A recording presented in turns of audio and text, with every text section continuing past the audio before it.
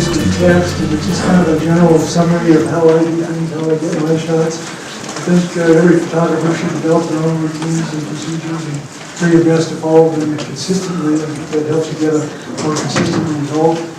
The second section then is some of my favorite images taken over 2 years. A lot of them are from this last year. Got them organized by the locations that I've been taken at. And all the images are taken within 100 miles of Reno or so. So hopefully if you get nothing else from my presentation, you'll get the idea of the tremendous variety of wildlife that we have available to us here. So the first section is the general techniques. A lot of my work is birds on water. I just love the reflections of birds in the water. So I typically prefer sunset versus, sunrise light versus sunset. So I try to get there something like a half hour before sunrise. That way you're ready to go when the light finally hits the bird life. And I like the mornings because there's a lot better chance of having zero or very little wind to get those reflections. I don't know about you, but I don't function 3, 4 o'clock in the morning. So I set all my gear out the night before, and that way I'm not stumbling around in the dark and have to sleep trying to figure out what to take. When I get home from the shoot, I charge the camera batteries, the flash batteries. If I use the flash, I format the memory cards and have everything in a set place. I put it away, so I get a phone call from a friend or my brother or something, and I'll be out the door in a moment's notice, and I'm ready to go. With the big lens I carry, I typically have a fishing vest and it's got dozens of pockets. And so I carry everything spare. I know I got something to eat. Sometimes I feel like the thing weighs 20 pounds, but anyway, you got batteries and memory cards and Polaroid and whatever I might need is usually there and available. Equipment I use, about a year ago I bought a Nikon D500. I also have my older cameras, the D7000. I like the 500, and shoots about 10 frames a second. The older camera was about 6.5. And it's amazing the difference. It doesn't seem like it'd be that much difference, but it's like shooting a Gatling gun versus a motor loader. My primary lens is a 500 f4, and I also have a macro 105mm macro lens that I use for the insects and the lizards and so forth. I think a tripod's a must. 500 is an older model, 500, so it doesn't have stabilization. If I had a new one stabilized, I'd still want to it's still better. I happen to use the Limberly gimbal head, which has been the gold standard for years. There's quite a few other models out there nowadays that are somewhat less expensive. If you don't want to spend $8,000, $10,000, $12,000 on one of those big prime lenses, take a look at some of the telephoto zooms. You've got 80 to 400, 150 to 500, 150 to 600. These days, they probably aren't quite the quality of the big lenses, but they're probably close enough to what most lenses would do. And they're certainly way less expensive. Flash, I'm finding I don't use the flash that much more. I kind of tend to be a fair weather photographer, so I get sunlight most of the time. Occasionally there's a good use for the flash. I used to use a better beamer, but after several times of it starting to set my equipment on fire, I just decided to put it away. Kippa told me she had a very similar experience. Somebody was telling me the other day there's a new gadget with a similar function that doesn't do that, and I didn't catch what the name of it was. Camo clothing, one time I read the purpose of camo clothing is to prevent people from seeing it because the animals know you're there. I do wear it, it's more like a uniform, I guess. But I do use blinds, not so much for the birds, but for the bigger wildlife. So I have a chair blind, so it's very portable. You just spread out as basically a camp chair, and you just have a pull-over thing that pulls over your ends. And I also have a larger blind that if I'm going to be in one spot over a whole weekend, I can pitch it like a tent. A little more room, you can put a cooler and that kind of thing in there. On the camera settings I use, I'm always on autofocus. Every camera brand, and they've got 80 different settings, and most of the time I don't even know what they're talking about when I read my manual. So you get on a continuous, some form of a continuous, that way the focus will change so that your subject moves across the frame. And then I almost always use auto white balance. I'm not worried, so I'm not worried about the white balance. With the D500, I find that I use the manual mode, and it's got an auto ISO function, so I can set the aperture and the shutter speed to what I want, and then ISO will go up and down depending on your lighting conditions. I arbitrarily set it as a max out at 5,000. Once you get to 5,000 ISO, you're probably going to get a shot. You can just be too much noise. That works most of the time. I've taken a few shots before sunrise in real low light, and I'll get severely underexposed because the camera won't go higher than that ISO. I'm going to delete 98% of those shots anyway. For the noise reduction, what I do find, if you get a really good exposure on your subject, then you can typically work with that and get rid of the noise out of the background. I happen to use the D-Fine 2.0, which is now part of Nick software, and it's free from Google these days. I also always use spot metering anymore. I used to use center weighting quite a bit, but just too many times the birds, especially with bright white spots, or the birds are completely white. Even the darker birds, sometimes they're under the wings is bright white. So with the spot metering, I just seem like I get a lot less overexposure and more images that way. And then I always shoot in RAW. On the LCD screen, I think most all the cameras have that set on the highlights thing, so if you do overexpose a section of it, it'll be blinking, and it's a very quick look, and you can spot right away how close you are in your exposures.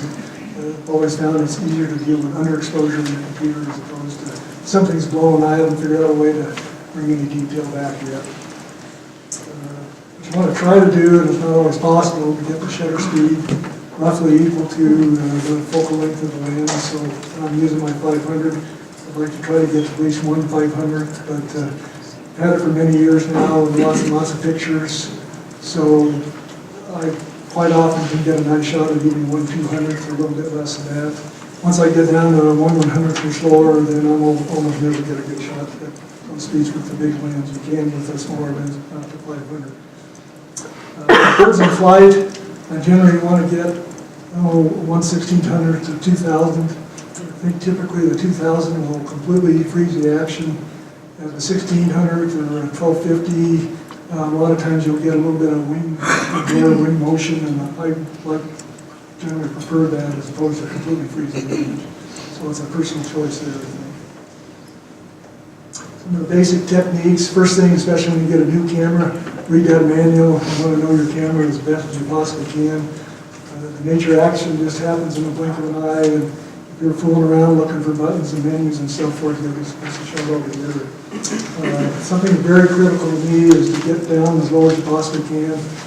Just like photographing children or pets, you can get an eye level, it's just a much better image. So for the bird life on water, I carry around a garden heat pad. It fits in my little fishing vest. So I sit on it, it helps cushion the ground, it keeps me off the mud. And that way I just spread the tripod legs out and get as low as I can. I've got some friends who can lay behind their lands on their bellies for hours at a time and not blink an eye, and my body just doesn't bend that way yet. I'm trying to work on that, but we're not there. The other thing, get as comfortable as you can. You can often be waiting a half hour, 2 hours in one spot, waiting for something to happen. And if you're fidgeting and you're not comfortable, or you're stretching your body, so you're just not behind the camera properly, then you're going to reduce your chances of getting a good steady shot. Patience and persistence, like I said, you can sit in one spot for a couple hours lots of times, so be patient. And quite often it's better to wait for the wildlife to come to you as opposed to trying to chase them around. And a lot of times the birds will just fly away, or the animals will. I think in the image itself, sharpness is maybe one of the more critical factors. So you want to try to focus on the subject's eye, and so you can get the eye and the face sharp. A lot of times it works even if the rest of it isn't. And then if you get a glint in the eye, it just adds so much more life to your image. That's one of the reasons I shoot mainly in daylight. It just adds a lot when you get that.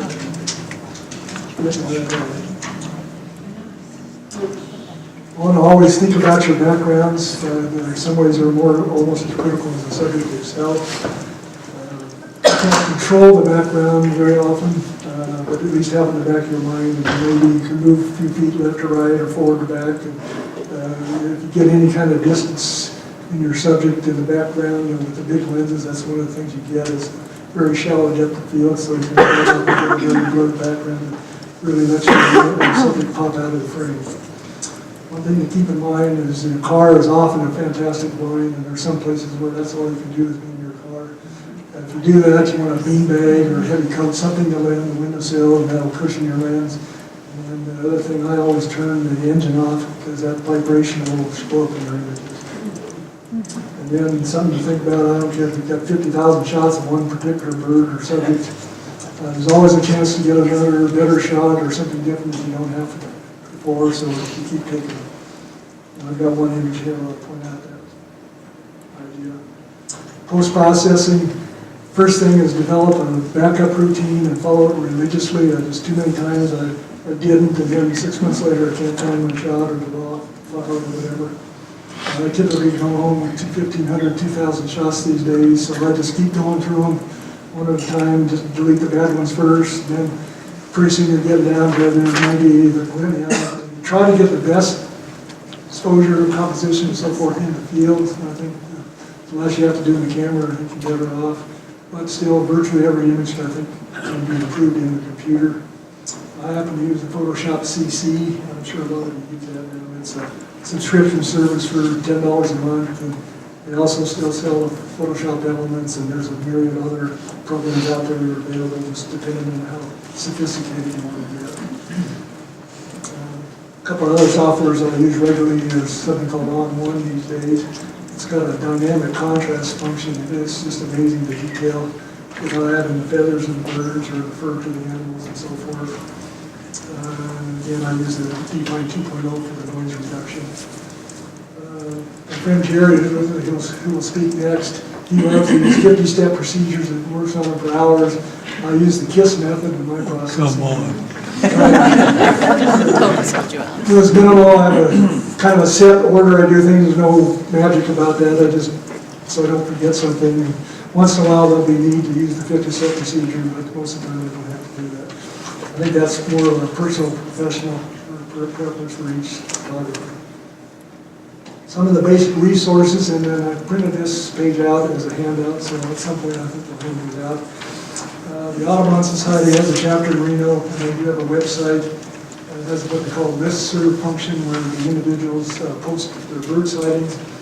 They have that organized by month, and then each month it's listed alphabetically. Great resource. If I don't have an idea on a Friday night where to go for the weekend, I'll get on there and see what people have seen in the last couple of weeks. And quite often I'll see something like that. Go out and see if I can find it. Can't emphasize this enough. Family and friends, develop a network of wildlife photographers and share your images and locations with them, and hopefully they'll do the same for you. There's 3 main bird books that are out there. I personally like the Peterson's the best, but there's also Sibley and Audubon. Website I don't go too often anymore, but if you're just getting started in wildlife photography, it's called naturescapes.net. They have photographers all over the world posting to it, just amazing people, amazing photography, and then you got forums you can dream about. So if you've got any question on any aspect of photography, there's probably a forum that's already discussed it there. You might consider joining a photo club that has competitions. Jerry and I happen to be in a Reno Photo Club, and what they do with the digital images is you've got a list of judges all over the country, and they send them out to those people. Most of them have been competing internationally in exhibits for years and very knowledgeable and amazing comments. So if you just get going, they can really help you analyze your images and hopefully improve them. And then I have my own website. It's on P-Base. I kind of like P-Base. It's all about the photography. They're not trying to sell you prints or anything like that. So you're welcome to go on there. I've got the last number of years I've organized them by the 4 seasons of the year. So if you're curious to what might be around in the fall, I've got a fall gallery for every year for the last 4 or 5 years. You're welcome to go on there and see if you see something that might be interesting to you. Underneath each image there'll be identified by subject, and I'll have the locations where it found is wildlife.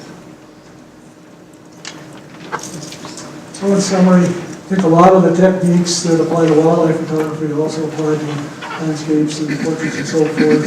I think you don't always hit with in mind your backgrounds, and the cleaner the background you get, the better off you are. Just like landscapes, the sun location is very important. I think somebody earlier said that you don't always want the sun directly behind you. Sometimes off to the side, don't give you a little more texture and feathers or the animal's fur. Time of day, again, very critical. Capture action if you can, and with the wildlife, you get a great action shot. I think that's better than just a portrait. Probably my main secret is just take lots and lots of pictures. I'm now on my third digital camera since 2007. I've taken somewhere in the neighborhood of 400,000 shots. Most all of that's from wildlife. I've got people where 400,000 is probably a good year for them, so that's nothing extraordinary at all. So get the best equipment you can afford, and then just get out there in the field. I'm probably out shooting 40 weekends a year. And if I go on vacation, I take my camera gear and the same there. I don't care how good you are, how great your equipment is, sometimes it's just plain dumb luck. So don't forget that, and maybe most important, have fun. If it's not fun, there's no real reason to do it. So the second section then is just a few of my favorite images over the years. I'm going to try to tie some of them back into what we just discussed. I'll give you my opinion why I liked it or why I never thought they were picked for publication. There's a few over here, a lot of them have done photo competitions. They're being organized by the locations and all the spots were within 100 miles of Reno. The majority of these images do qualify for the nature contest under PSA rules, which means you're not allowed to have the lead items in the elements in the image. I've got 2 or 3 here where I have done something like that, so I'll try to remember the point of that. The first location then is the Sand Springs Guzzler. It's roughly 40 miles east of Fallon. The state of Nevada Department of Wildlife has guzzlers they maintain all over the state. And I believe they still sell a book that lists every guzzler in the state and has the GPS coordinates. I've never got it, but I think it's probably still available. Basically, the purpose of those is to provide water for the wildlife in July and August when there's no rain and it's 105 degrees out here. So here's a desert bighorn ram. One of my favorite shots. I've been going out to the air tool probably since 2013. This particular afternoon, late afternoon, there was maybe 50 sheep there, a herd, and then this ram decided to chase a ewe across the hillside. But because they were in the shade, the shadows, they ended up with a very slow shutter speed. So I'm real proud of this shot. I think if I took this 1,000 times, I wouldn't get a second one as good as this one. Neil may remember this image. He judged the contest for us here last year, and he gave me an honorable mention for that. So that tells you the competition they face. Ever since I've been going out there, one of the shots I've always tried to get and haven't really gotten yet is 2 rams butting their heads. I do like this one, just really shows the power. That big ram, he chased a little one off in the blink of an eye. It didn't last very long. Now this was an image where I had a ewe in my foreground and I cut the legs off, so there was really no way to make that work, so I finally just honed it out, and then I was able to crop it nice and tight and get that shot. I think this is my first trip out there back in 2013, and I think that's the best light I've ever gotten since then. Late afternoon, and just a thin layer of clouds so to diffuse that sun, so there's no hard shadows like you normally get that time of day. And I like the interaction between the ewe and her little baby, and even a little bit in the eye of the young one, and then it's a very nice pleasing background that complements the image. This one was published in 2015 in the magazine. It was an article about hunting in Nevada. I think they picked this one. The first thing that catches my eye is the eye contact, pleasing background, and again, great light. This is a short shot, almost at 1 o'clock in the afternoon. And I take lots of shots at that time of day, but I delete 98% of them just because the light's just too hard and shadows are too hard. Here we had a thin layer of clouds, so it wasn't overcast, but it did diffuse the sunlight. Here's where persistence pays off. I happened to be sitting next to a truck reading one afternoon, and out of the corner of my eye, I see a lizard leap into the air and knock a grasshopper down. So I jumped up and get the camera, and of course the lizard took off like a rocket. So, oh, that's the end of that. Anyway, he came back a few minutes later to grab his grasshopper, so I had the camera ready that time, but I still had to chase him through up and down hills and down the bushes and everything. Finally, he stopped long enough on this rock, and I got in close enough to get the shot. Did get a little bit of it in the eye, and I'm pretty sure I used the flash that's on the camera. I just love the color of that grasshopper. Usually grasshoppers look pretty drab, but when their wings are spread out, it's amazing the colors they have. Here's another little bit of fortunate. A lot of times these leopard lizards, they see you coming 50 yards out and they take off through the bushes and you never see them again. For whatever reason, this one decided to run up and down the road. So what I finally was able to do, throw the heat pad down and then prop myself up on the elbows. And so I got fairly low, almost at eye level, and got the shot. There's a glint in the eye, so again, I used the flash from the camera. It probably helped a little bit on the shadows. I think this shot was taken somewhere around close to 11 o'clock in the morning, so it would have been pretty hard light. And I'm sure I brought out some of the shadows, especially underneath in the computer. This isn't the best shot. It's just another example of getting low. Again, I'm propped up on my elbows on the heat pad. Here you had to bob and weave, and there was so much grass this lizard was in. And finally I found a spot so I could get a clear shot of his head. Glint in the eye from the flash on the camera. Chucker, all kinds of chucker out there, and they actually go into those guzzlers and drink out of the water, the same guzzlers that the sheep drink out of. I like this shot, a very clean background, great early morning light, there's a glint in both eyes, and I like both, I'm comparing it to the baby, and like I say, just that great early morning light. Bats, I've been started trying to do bats at night in flight about last year. This particular shot was taken last year. That year, these guzzlers are basically a big water trough, and the water level was very low, so the bats that year had to really fly down inside the trough, and so when you set off the flashes, you get a bright aluminum color, and you can barely even see that you got a bat because the aluminum is so bright. I do need specialized equipment. I've got a setup that has an infrared beam. So when the bat breaks the beam, then it triggers the camera and the flashes. So here's where I use one of Jerry's 50-step procedures to take out all that aluminum color, get a dark black background, and then I just fade it in the bottom of the tank just to show what it was flying over. This shot is from this summer. I still don't understand it. Last year I had 2 nights in a row where I got almost 300 triggers over several hours. This year I was only getting 2 or 3 over the whole night, and couldn't get much from that. So I finally turned the infrared thing off and just plugged the cable release and turned on the headlamp, and every once in a while a bat will fly in low and slow and get a drink of water, so I just tried to time it as best I could. I ended up maybe half a dozen images that were worth working with. So I love the reflection of the bat, everything's sharp, it hit the eye, and just a hint of the vegetation that happened to be in the water behind it there. Sierra Valley wetlands, this is along Highway 70 heading towards Portola. There's a dirt road that runs through towards the west end of the valley. It's open to the public, but all the wetlands are private. And there's barbed wire fencing all around it in the early morning, so you get, before the wind comes up, and you get a nice clear reflection of the bird. Pyramid Lake was totally amazing this year. I hadn't been out there in quite a few years. With all the water, just a lot of things happened. Entering the reservation doesn't require either a day use or a camping permit. You can purchase those online these days. They do have some rules for professional photography, so you have some kind of a contract with a magazine. You want to double check those rules. This is at the Marble Bluff Dam, which is somewhere around a mile upstream from the Pyramid Lake. I just always liked this shot. I got the action and the contrast of the birds, which I did blow out the lights, and then the dark blue water behind me. Another shot, just got heavy water here. You get all this foaming water at the bottom of the dam. I just love the pelican floating above it. I've got 2 or 3 of these shots. It's that amount of water, it's hard to envision, and normally you won't get this. But just that feet of foamy, splashy water, and the birds just ran right in it, middle of it. And they dump their heads in the water, I guess, hoping to catch a fish. And I never did see one come out with one, so I haven't got that shot yet. It was kind of disappointing.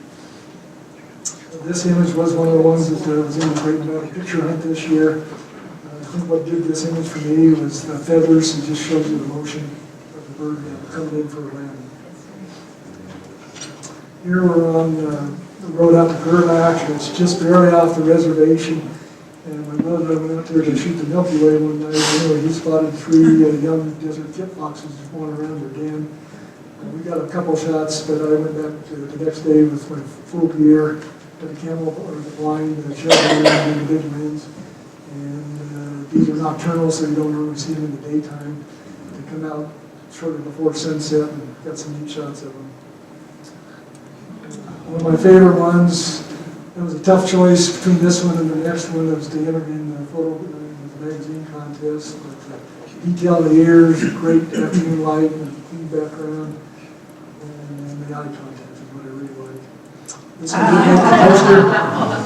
I think they picked this one. A very clean background. There's a hint of an eye, the action of the stretching and yawning, and then the theme this year was home means Nevada, so that's as typical rock as you can probably find in Nevada. So I think all that combined is why they picked that image. The next morning, I saw the fox briefly, didn't get anything real great, but then after we went to bed, there was all these lizards out there. They wouldn't let me get within 50 feet of them with my macro lens, so I put the big ones back on and was able to get this shot.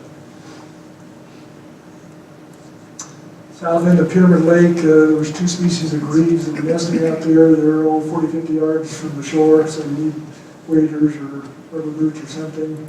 I point out that this was taken at 6:20 a.m. and it's roughly an hour drive out there from my place, so it tells you how early you have to be up to get there in time for the great morning light. This one's got the action of the parent dumping the little baby into the water, and don't worry, they swim around for a minute or two, then they climb right back on and they swim away. Here the waves had washed out this nest, so they were swimming around poking at the eggs in the grass. They probably weren't really this close, but with the big winds you get that compression, so it looks like they're crossing beaks and maybe in mourning for the loss of their nest. This is called rushing. Amazing to watch. It's both male and male female.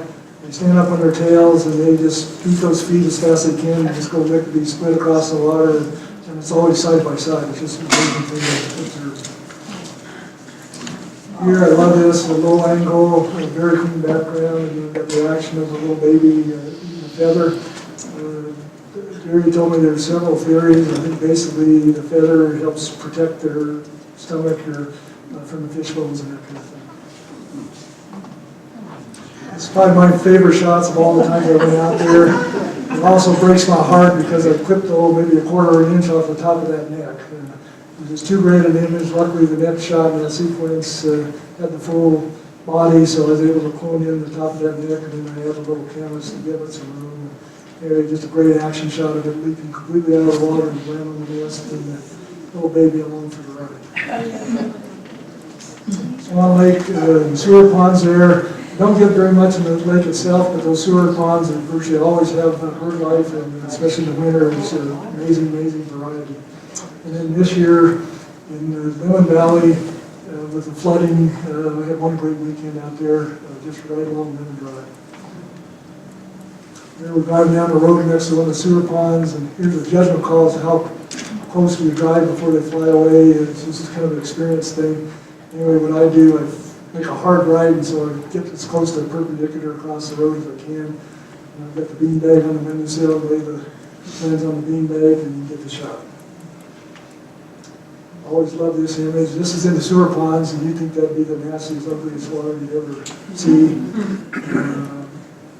But with this early morning light, again, I've beaten the wind, and so I got a great reflection of the sandpiper in that water. Another one that's probably a little later in the morning, and again, before the wind came up, so you just get a fantastic reflection. Here's what I was talking about. No matter how many shots you take, keep taking more.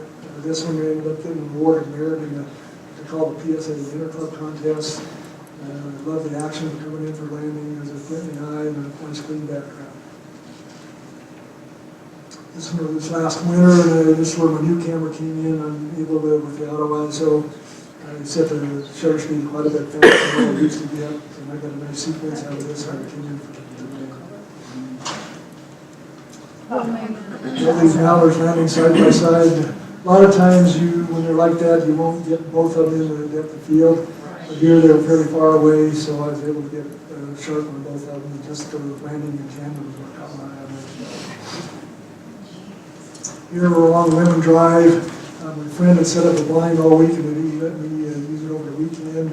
And so I just happened to spot these 2 killdeer mating. I've never seen that before, so what a treat for me to catch the action.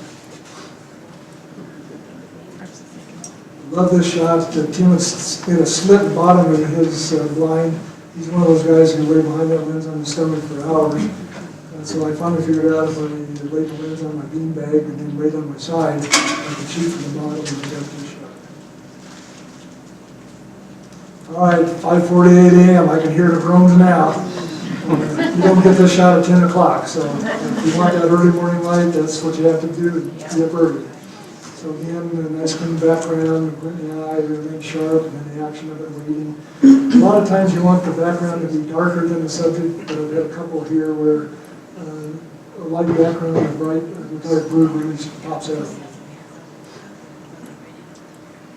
Local parks, very great resource. I don't know about Carson City too much, but there's all kinds of parks in the neighborhood. Carson probably has similar.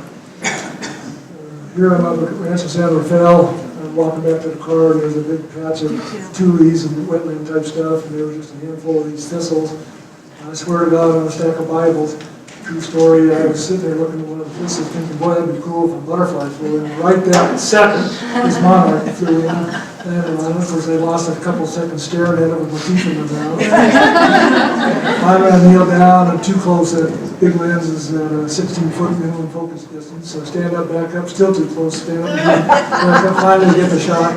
Well, here's where plain dumb luck comes into play, because typically, if you waste that much time, you won't get the shot that they long term. This is up at Manzanita Lake. I love that lake in the fall. There's just all different colored trees, and even the buildings get the color of the water, and you just get some fantastic swirls and eddies in the water, along with the bird. Turkey River, Idlewild Park. I didn't know until a few years ago we had mink in this area, but they're all over and see them a lot in the winter. Here we're in downtown in the river right next to the Auto Museum. Last place in the world you'd think you'd get a wildlife shot, but here I set up along the river and got as low as I could. This golden eye fought that crawdad for probably 2 minutes, so my old camera, I didn't get very much of it, but I got a handful of nice shots. This image was a wildlife category winner in the 2015 picture hunt. Again, a little bit of luck. I didn't really get on him when I first took off for that fish, and then it stopped dead in the water for a second or two, got on it and got the shot when he took off again. So here's maybe my most successful competitive image. It was the 2013 Nature Image of the Year in the PSA Interclub contest. It's always loved the light. I've taken wax swings since then, and there's no comparison. So that was mostly the light. Here is where being ready to go pays off. My brother called me Saturday morning, probably 10:30 before 11. I was down there by 11:30. The birds were there maybe an hour at the most, so I'd have been fooling around looking for gear and charging batteries. Could have missed the whole thing. This one was taken early Sunday morning, so if I hadn't seen anything Saturday, I might not have gone back there Sunday morning. Well, that's my presentation. Thank you. Hope you have a good one.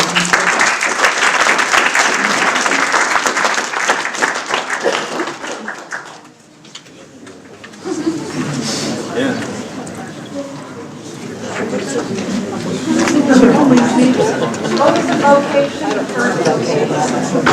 Yeah, now there we go, I take 10,000. What was the first location that you were showing us?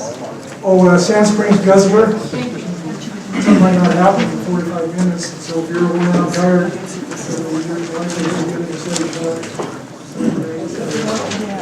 birds in flight, good high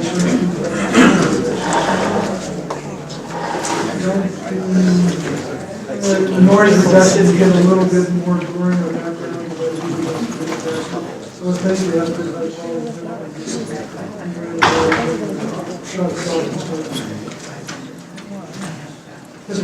You mentioned something about the catch light in the eyes several times, and I thought you said that did you use a flash for that? Some of those I did, like that last one with the cedar waxing. I had flash. So like the 500 doesn't have a built-in flash, so you're using a... Yeah, well actually I probably haven't used a flash that often for dark camera. Most of the time when I'm shooting in daylight, actually the birds on the water, quite often you get two flash lights. You get from the sun and then you get from the reflection in the water. Yeah. So then you got to set it up or the whole thing. Yes, sir. What is your opinion on wearing camo? You think it's effective? Well, as I mentioned, I think the more purpose is to keep people from seeing you. Right. I don't really believe that camo gear, the animals know you're there, even in a blind with bighorn sheep, they'll stare at you for half an hour before you decide to come down and come to the desert. Right, That's something to do. they see your form, your shape more than, like, so when a blind that breaks your form, then they don't see that as easily One as, thing I forgot to mention, you get on these little ponds with the shorebirds, your habitats, stilts and so forth. You first walk in like before sunrise, it's fox, and fly around, and make all kinds of commotion, but you sit down, even if you're out, just completely out in the open, like I do all the time. After a minute or two of being quiet, they go back about their business and stuff, you're not even there. Then what I do, I lift the camera up as far as I can reach and scoop behind it, and just keep doing that, get a foot or two closer at a time, take a few shots, and quite often you move in so close you can't get the bird in front of you, so you get the portrait of the bird. So, like say the bird life, now some of your hawks, some of those, you can be in your car 100 yards out, the second you touch the bird, not even open it, they're off. Yeah. The birds may be the ones that are more used to people, I'm not sure why that is, but shorebirds quite often, they're just quiet, not worry about you being Any secret or tip for focusing on the eye when that bird is out there moving, 40, 50 feet away? How do you focus? You try to, I mean, it's not always, I'm not the fastest at keeping up with them, especially the small birds. The pelicans are real easy, they just lumber along, so anybody can keep up with them. But that's what you try to do, you don't always succeed. A lot of times the birds are far enough away, and I kind of stop down some, I like to get to that, birds somewhere in there. So you do have some room there, if you don't get the whole thing right on the exact spot, but you still get the whole bird. Do you have a go-to or a starting shutter speed and f-stop that you, or do you just kind of gauge it from light? Yes, a lot of it's light. With my old camera, I would be on ISO 800 and then try to get a 1200, 1600 with the new camera. With the auto ISO, I'm trying for birds in flight, and I'll probably start at 1600. And like that one shot I had, and then with the 1100 ISO,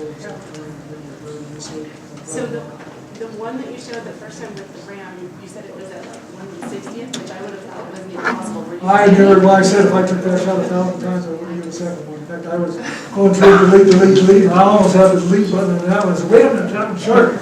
When I stopped and looked at it, it was zero contrast, which is Neil's comment, it did have a lot of contrast, so we added some of that, and since then, Neil had acquired an R1, which really had some beautiful contrast. So if I had known it was you, I would have said. Oh, yeah. Right.